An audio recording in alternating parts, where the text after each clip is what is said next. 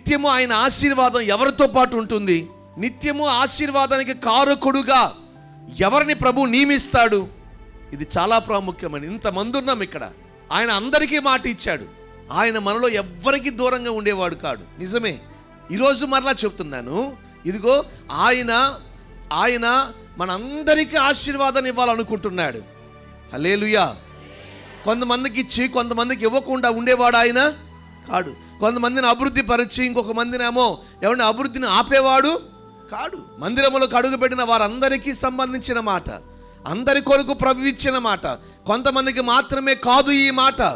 సేవకుల్ని మాత్రమే నిత్యము ఆశీర్వాద కారకులుగా నేను చేశానని అంటలేదు ఆయన. లేకపోతే ఏర్పరచబడిన వారిని మాత్రమే నిత్యము ఆశీర్వాదానికి కారకులుగా ఉండడానికి నేను నియమించానని చెప్పట్లేదు.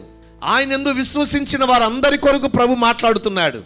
ఆయన యందు నమ్మిక ఉంచాం, విశ్వాసం ఉంచాం, ఆశతో వచ్చాం కాబట్టి అందరికీ ఆయన మాట ఇస్తా ఉన్నాడు. ఏమనంటే ఆశీర్వాదానికి కారకులుగా ఉండునట్లుగా ఆయన మనల్ని నియమించునుగాక.